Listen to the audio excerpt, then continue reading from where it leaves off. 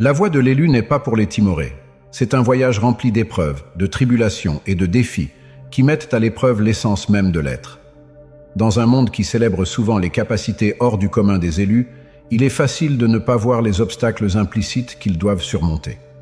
Dans cette vidéo, nous allons mettre en lumière les 6 défis les plus remarquables auxquels les élus sont confrontés au cours de leur voyage vers l'accomplissement de leur destin. De la confrontation avec leurs peurs les plus profondes à l'apprentissage de la foi dans le voyage, nous explorerons les profondeurs cachées de ce qu'implique le fait d'être choisi. Que vous soyez vous-même un élu ou quelqu'un qui valorise la complexité de son parcours, cette vidéo vous apportera des éléments de connaissance, d'orientation et de motivation. Plongeons donc dans le vif du sujet et dévoilons les défis implicites des élus. Alors que nous entamons ce voyage pour divulguer les défis implicites des élus, le premier et peut-être le plus important obstacle qu'ils doivent affronter se trouve à l'intérieur d'eux-mêmes, la lutte contre les questions et les incertitudes intérieures. Dès qu'ils prennent conscience de leur vocation unique, les élus sont poussés dans un ouragan de désirs et d'obligations. Le poids de leur destin peut être écrasant, les poussant à s'interroger constamment sur leurs propres valeurs et leurs capacités. Suis-je vraiment prêt pour cela? Ai-je ce qu'il faut pour remplir ma mission? Ces questions, comme des murmures dans l'ombre de leur esprit, peuvent éroder l'établissement exceptionnel de leur confiance en soi. La lutte contre les faiblesses peut être profondément individuelle, souvent dissimulée sous la surface de leurs capacités hors du commun.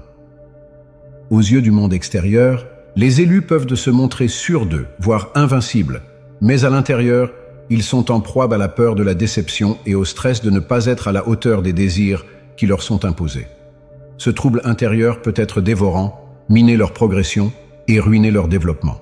Dans tous les cas, il est vital pour les élus de reconnaître que ces questions et ces fragilités ne sont pas des défauts, mais peut-être des ouvertures vers un changement significatif. En affrontant et en reconnaissant ces batailles internes, ils commencent à créer une compréhension plus profonde d'eux-mêmes et de leurs raisons. C'est à travers cette préparation à la découverte de soi qu'ils peuvent commencer à développer une conviction inébranlable dans les capacités qu'ils revendiquent et dans la voie qui leur a été tracée il y a peu. Pour surmonter ces défis intérieurs, les élus doivent apprendre à faire preuve d'autocompassion et à prendre soin d'eux-mêmes. Ils doivent se rappeler que leur valeur n'est pas caractérisée par leur triomphe ou leur déception, mais par leur engagement inébranlable dans leur voyage. Il est fondamental de s'entourer d'un système de soutien composé de personnes de confiance qui peuvent offrir une orientation, un soutien et une oreille attentive dans les moments de doute. En outre, les élus doivent apprendre à considérer leurs incertitudes comme des opportunités de développement et de maîtrise de soi.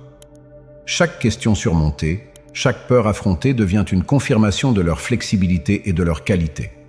En considérant ces défis comme des pierres d'achoppement plutôt que comme des obstacles, ils peuvent développer une attitude d'infatigabilité et d'assurance.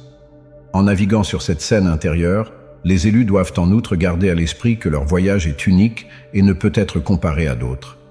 La comparaison est une tricherie de la félicité et peut alimenter les questions et les incertitudes. Au contraire, ils doivent se concentrer sur le chemin qu'ils revendiquent, en faisant confiance au déroulement de leur destin et aux leçons qu'ils sont censés apprendre en cours de route. En affrontant et en surmontant leurs questions et incertitudes intérieures, les élus posent les jalons d'un voyage plus ancré et plus vrai. Ils commencent à comprendre que leur véritable pouvoir ne réside pas dans l'absence de peur, mais dans leur capacité à la surmonter. Au fur et à mesure qu'ils affrontent les défis implicites qui les attendent, cette qualité intérieure servira de lumière directrice, éclairant leur chemin et les incitant à saisir leur véritable potentiel. Dans une autre section, nous explorerons le défi majeur auquel les élus doivent faire face: l'exploration de l'insalubrité et de la ségrégation. Alors qu'ils empruntent un chemin que peu de gens peuvent vraiment comprendre, les élus doivent apprendre à découvrir le confort et l'association au milieu de leur voyage peu commun. Alors que les élus poursuivent leur voyage, après avoir affronté le combat intérieur des questions et des incertitudes, ils se retrouvent souvent confrontés à un autre défi de taille: l'obscurité et la ségrégation qui accompagnent la marche sur un chemin que peu de gens peuvent réellement comprendre. Être un élu est une expérience peu commune, mais cela peut aussi être une expérience fantastiquement ségrégative. Alors qu'ils entreprennent leur voyage spécial, les élus peuvent découvrir que leurs rencontres, leurs batailles et leurs triomphes sont difficilement compréhensibles pour les autres. Les qualités exceptionnelles qui les distinguent, leur vigilance accrue, leur dévouement fidèle à leur objectif, peuvent créer un sentiment de cloisonnement par rapport aux autres personnes qui ne sont pas sur le même chemin. Cet enfermement peut se manifester de différentes manières. Les élus peuvent se sentir mal interprétés par leurs proches, qui ont du mal à comprendre la profondeur de leur vocation. Ils peuvent éprouver des difficultés à fréquenter d'autres personnes qui ne se posent pas les mêmes questions existentielles ou qui ne sont pas confrontés aux mêmes défis exceptionnels. Le poids de leurs devoirs peut aussi conduire à un sentiment d'enfermement, car ils peuvent avoir l'impression de devoir porter seuls le fardeau de leur prédétermination. En tout état de cause, il est vital pour les élus de reconnaître que cette forclusion n'est pas une condamnation, mais peut être une opportunité de développement profond et de découverte de soi. Dans l'isolement de leur voyage, ils ont la chance de développer une relation plus profonde avec eux-mêmes, d'écouter les murmures de leur âme et de découvrir la qualité de leur propre compagnie. Pour explorer ce confinement, les élus doivent apprendre à rechercher des liens par des moyens détournés. Ils peuvent se sentir à l'aise en entrant en contact avec d'autres personnes qui partagent une façon de faire comparable, même si leurs activités ne sont pas indiscernables. Ils peuvent rechercher des guides qui ont parcouru le chemin avant eux, apprendre de leur intelligence et trouver de la consolation dans leur compréhension. En outre, les élus doivent apprendre à considérer leur solitude comme une occasion de réfléchir sur eux-mêmes et de se développer dans l'autre monde. Dans les minutes calmes de l'isolement, ils peuvent creuser plus profondément dans leur cœur de revendication, en allant à l'encontre de leurs peurs et en découvrant les véritables profondeurs de leur flexibilité. Ils peuvent utiliser ce temps pour développer leur capacité à prendre soin d'eux-mêmes et à s'aimer en nourrissant leur propre esprit et en trouvant refuge en eux-mêmes. Il est en outre fondamental que les personnes choisies gardent à l'esprit que la ségrégation ne signifie pas un désengagement du monde qui les entoure. Ils peuvent toujours découvrir des moyens de contribuer à leur communauté, de partager leurs bienfaits et leurs connaissances, même si leur chemin est différent de celui des autres. En se manifestant et en faisant connaître leur point de vue unique, ils peuvent combler le fossé entre leurs rencontres exceptionnelles et la vie ordinaire de leur entourage. En explorant les défis de la dépression et de la séparation, les personnes choisies commencent à comprendre que leur solitude n'est pas une faiblesse, mais une qualité. C'est dans le calme des minutes de contemplation qu'ils peuvent véritablement écouter l'appel de leur prédétermination, et c'est grâce à leur autonomie qu'ils peuvent trouver le courage de le rechercher. Au fur et à mesure que les élus explorent les défis implicites de leur voyage, après avoir affronté les combats intérieurs de questions et d'incertitudes, et la séparation qui vient avec le fait d'emprunter une voie inhabituelle, ils font inévitablement l'expérience d'un autre facteur de dissuasion notable. La résistance et l'opposition de ceux qui ne comprennent pas ou n'acceptent pas leur raison d'être. Être un élu, ce n'est pas seulement embrasser son propre destin, c'est aussi affronter le scepticisme, l'incrédulité et de temps en temps, l'antagonisme des autres qui ne reconnaissent pas ou n'apprécient pas leur vocation intéressante. Cette résistance peut provenir de nombreuses sources, des membres de la famille qui insistent sur la voie non conventionnelle qu'ils ont choisie, des compagnons qui se battent pour s'identifier à leur rencontre, ou même la société dans son ensemble, qui peut considérer leur voyage avec doute ou rejet. Les restrictions auxquelles les personnes choisies sont confrontées peuvent être à la fois discrètes et évidentes. Elle peut se manifester sous la forme d'une inquiétude bien intentionnée de la part d'êtres chers qui craignent pour leur sécurité ou leur joie, ou sous la forme d'une critique générale de la part de ceux qui considèrent leur voix comme mal informée ou insensée. Cette résistance peut être un véritable défi, car elle peut ébranler l'établissement exceptionnel de leurs convictions en eux-mêmes et en leurs raisons. Quoi qu'il en soit, il est vital pour les élus de reconnaître que cette résistance n'est pas un reflet de leurs valeurs ou de la légitimité de leur voyage. Ou peut-être s'agit-il plutôt d'une manifestation des craintes, des fragilités et de la compréhension limitée des autres. Ceux qui s'opposent à l'élu ou lui mettent des bâtons dans les roues peuvent avoir des problèmes non résolus ou se sentir débilités par l'idée que quelqu'un cherche à mener une vie qui s'écarte des normes de la société. Pour faire face à cette résistance et à cette opposition, les élus doivent cultiver un sens profond de la polyvalence interne et une confiance inébranlable dans leur propre voie. Ils doivent apprendre à ignorer la clameur des suppositions extérieures et à se concentrer sur la voie tranquille de leur propre instinct. Cela exige un niveau de confiance en soi et d'assurance qui ne peut être développé que par un travail interne régulier et une réflexion sur soi. En outre, les élus doivent apprendre à s'entourer d'une communauté stable de personnes qui les comprennent et apprécient leur voyage. S'ils peuvent se heurter à la résistance de quelques-uns, ils peuvent aussi rechercher des âmes partageant les mêmes idées, qui peuvent leur offrir un soutien, une orientation et un espace sûr pour partager leurs expériences. La construction d'un réseau de soutien est vitale pour surmonter les tempêtes de la résistance et maintenir un sens de l'association et de la raison. Il est en outre essentiel que les élus gardent à l'esprit que la résistance et l'opposition peuvent être des ouvertures pour le développement et le changement. Chaque défi qu'ils affrontent, chaque cynisme dont ils font l'expérience, devient une chance de développer leurs propres convictions et de clarifier leur propre voie. En apprenant à tenir bon face à l'adversité, ils créent un niveau de qualité intérieure et de résilience qui leur servira tout au long de leur parcours. En fin de compte, la clé pour faire face à la résistance et à l'opposition réside dans le maintien d'un point de vue et d'une sympathie. Les élus doivent garder à l'esprit que ceux qui s'opposent à leur voie agissent régulièrement à partir des restrictions et des peurs qu'ils revendiquent. En s'approchant de ces défis avec compréhension et beauté, ils peuvent transformer la résistance en une opportunité de guérison et de connexion. Au fur et à mesure que les élus explorent les défis implicites de leur voyage peu commun, ils commencent à comprendre que les résistances et les restrictions qu'ils affrontent ne sont pas des obstacles à esquiver, mais peut-être des parties indispensables de leur chemin. En apprenant à faire face à ces défis avec force et ouverture d'esprit, ils peuvent transformer l'adversité en un catalyseur pour leur propre développement et avancement. Au fur et à mesure que les élus explorent les complexités de leur parcours, après avoir affronté les batailles internes, la ségrégation et les restrictions extérieures, ils se trouvent confrontés à un autre défi fondamental: ajuster le devoir colossal de leur vocation avec le besoin essentiel de prendre soin de soi et de son bien-être individuel. Être un élu n'est pas un simple titre, c'est une obligation sacro-sainte, un engagement envers un but supérieur qui exige régulièrement de grands sacrifices. Le poids de cette obligation peut être dévorant, car les élus se sentent obligés de consacrer chaque minute d'éveil à leur mission, souvent au détriment de leurs propres besoins physiques, passionnels et spirituels. Le poids d'être toujours au service des autres, de toujours aller de l'avant vers leur prédétermination, peut conduire à un sentiment d'épuisement et de surmenage. Les élus peuvent se retrouver à ignorer leurs propres soins, à mettre leurs besoins en veilleuse, pour se concentrer exclusivement sur leur raison la plus importante. Ce déséquilibre peut avoir des conséquences importantes, non seulement pour leur bien-être individuel, mais aussi pour la mission même qu'ils s'efforcent de remplir. Cependant, il est essentiel que les élus comprennent que prendre soin de soi n'est pas une extravagance, mais un besoin. Pour servir leur raison, ils doivent d'abord apprendre à se soutenir et à s'entretenir. Cela implique de faire de la place dans leur vie pour le repos, la réflexion et la restauration.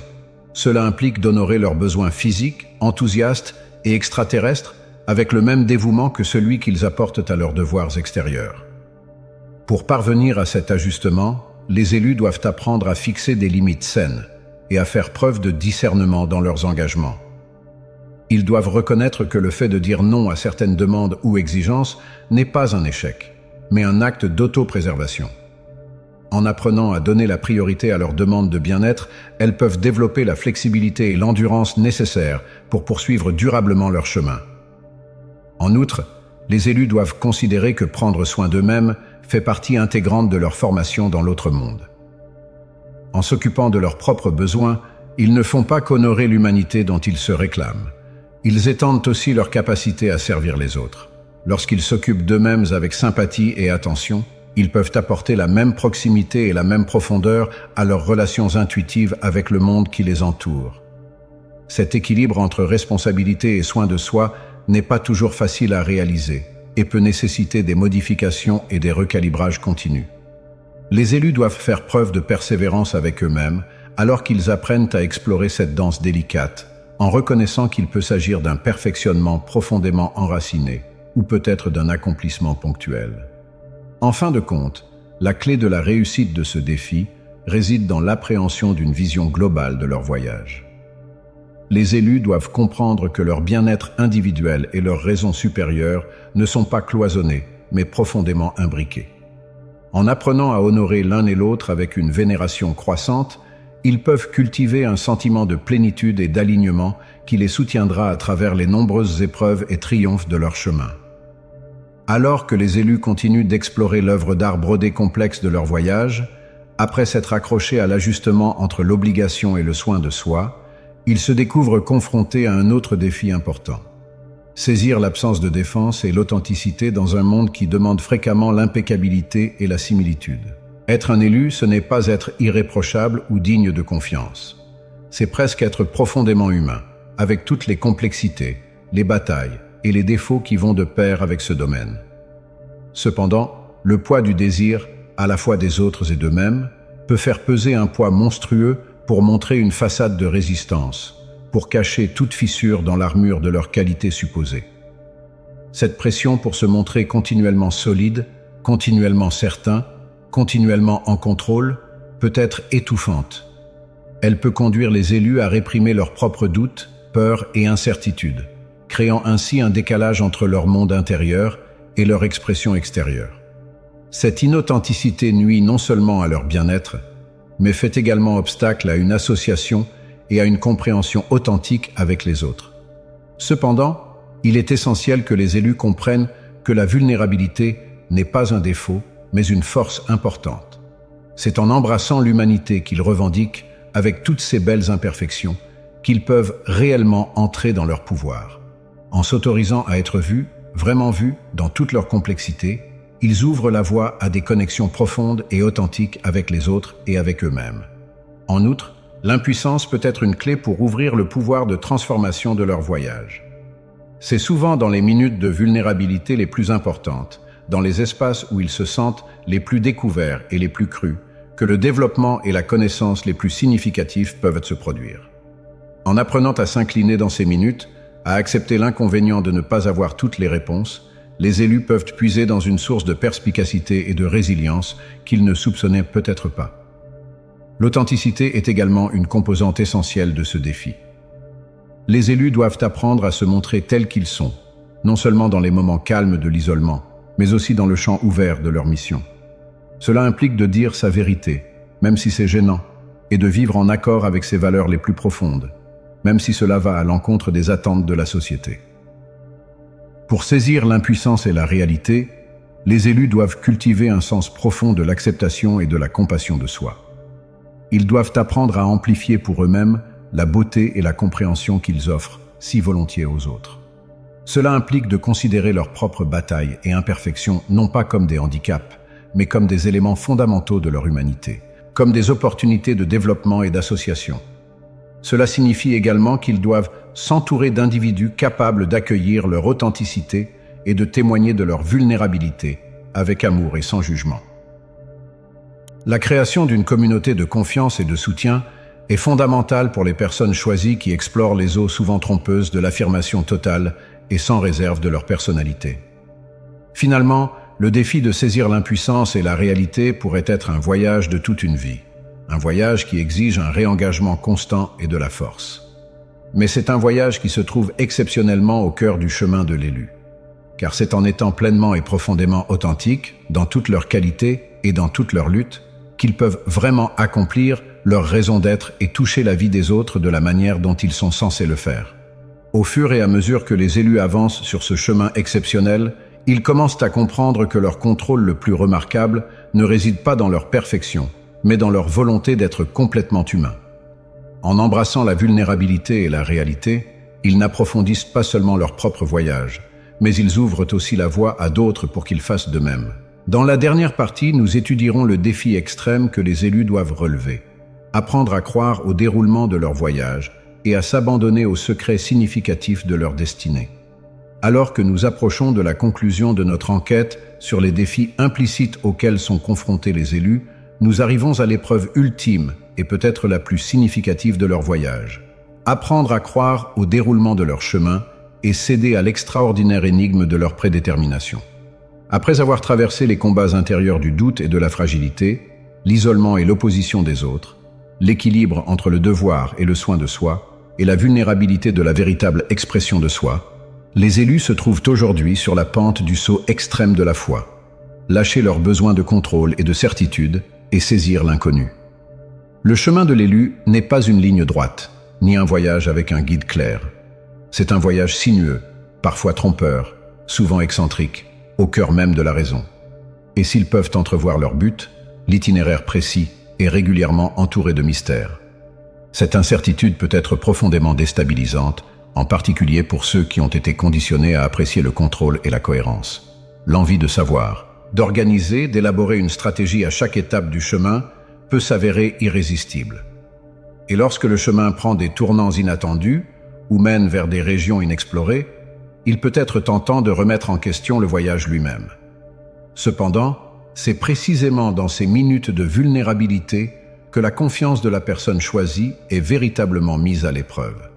Peut-il croire que chaque virage, chaque défi, chaque mésaventure peut être une étape nécessaire à son épanouissement? Peut-il s'abandonner à la sagesse du voyage même lorsqu'elle défie sa compréhension? Il ne s'agit pas d'une cession inactive, mais d'un choix dynamique de s'aligner sur les grands courants de la destinée. Cela exige une foi profonde et constante, non pas fondamentalement dans un résultat spécifique, mais dans la justesse caractéristique du chemin lui-même. Cela implique d'avoir confiance dans le fait que les sections les plus difficiles sont en train de conduire quelque part, que les soirées les plus sombres de l'âme sont en train de donner naissance à une pause dans les temps modernes. Pour cultiver cette confiance, les élus doivent apprendre à renoncer à leur attachement à une vision spécifique du déroulement de leur voyage.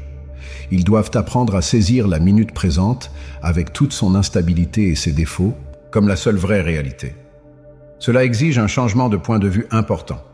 Passer de la perception de l'obscurité comme un danger à la reconnaissance de l'obscurité, comme l'espace même où le changement devient concevable. S'abandonner à l'inconnu implique également d'apprendre à croire en sa propre direction interne, même lorsqu'elle semble aller à l'encontre des attentes extérieures ou du raisonnement logique. Les élus doivent créer une association profonde et inébranlable avec leur propre sagacité naturelle, lui permettant de les diriger à travers le brouillard de l'instabilité. Ce n'est pas toujours simple, et cela peut nécessiter un saut de confiance qui peut parfois sembler insurmontable. Mais c'est en faisant ce saut, en osant faire confiance au déroulement même si nous ne voyons pas la conclusion, que nous nous ouvrons à l'enchantement et au potentiel authentique du voyage. Finalement, le défi de faire confiance au voyage et de s'abandonner à l'inconnu est une invitation à un développement significatif dans un autre monde. C'est l'occasion de développer sa foi, non seulement en quelques contrôles extérieurs, mais aussi en la sagacité et la justesse inhérentes à son propre chemin. En apprenant à considérer l'incertitude comme le terreau fertile des possibilités, les élus peuvent puiser dans une source de force et de grâce qui les soutiendra dans toutes les épreuves et tous les triomphes de leur voyage. Au terme de notre enquête sur les défis implicites auxquels sont confrontés les élus, il nous est rappelé que ces épreuves ne sont pas des obstacles insignifiants à surmonter, mais des opportunités significatives de changement. Chaque défi, des batailles intérieures aux pressions extérieures, du besoin d'équilibre à l'appel à l'authenticité, de la nécessité de croire à la demande d'abandon, est l'occasion de se développer, d'avancer, d'apprendre à être plus pleinement soi-même. Et si le chemin de l'élu n'est pas facile, c'est un chemin d'une beauté et d'un sens inégalés. Car en relevant ces défis, en affrontant courageusement les ombres et les instabilités, en choisissant encore et encore de croire en ce qui se passe, les élus non seulement accomplissent leur propre destin unique, mais éclairent aussi la voie pour que d'autres fassent de même. En conclusion, le voyage de l'élu est un voyage de devenir plus vrai, plus compatissant, plus flexible, plus fidèle, plus complètement vivant. C'est un voyage qui nous demande tout, mais qui nous donne tout en retour. Et c'est un voyage qui, en conclusion, nous ramène à la maison, à notre moi le plus vrai, à notre raison la plus profonde, au secret inexprimable qui nous appelle tous à l'incroyable entreprise de la vie. Au cours de notre voyage à travers les défis implicites des élus, nous avons découvert des vérités significatives et des éléments de connaissance transformateurs. Mais le véritable voyage ne fait que commencer, et c'est un voyage que nous faisons ensemble. À tous les élus, sachez que vous n'êtes pas seuls. Vos batailles, vos questions et vos peurs font partie de la voie sacrée, et à chaque pas, vous éclairez le chemin des autres. Si ces vérités vous touchent, si vous ressentez l'appel à embrasser votre propre voie, rejoignez-nous. Appuyez sur le bouton « J'aime » si vous êtes prêt à relever le défi. Abonnez-vous à notre chaîne pour faire partie d'une communauté de voyageurs individuels. Et laissez un commentaire ci-dessous, en partageant vos histoires, vos expériences et vos expériences. Puisque lorsque nous partageons, Nous créons une œuvre d'art brodée d'intelligence qui nous soutient tous. Mais ne nous croyez pas sur parole. Soyez la preuve. Soyez le cas vivant de ce que signifie marcher sur le chemin de l'élu avec courage, authenticité et élégance. Et si vous êtes prêt à faire ce pas, si vous êtes prêt à faire confiance au déroulement et à saisir l'obscurité, alors appuyez sur le bouton « J'aime », comme s'il s'agissait de la première étape de votre voyage. Abonnez-vous comme si vous signiez le contrat sacré de votre prédétermination. Et commentez en dessous comme si vos mots étaient le cri de ralliement qui réveillera l'élu à l'intérieur de nous tous. Le voyage continue et nous sommes honorés de le parcourir avec vous. Relevons ensemble le défi.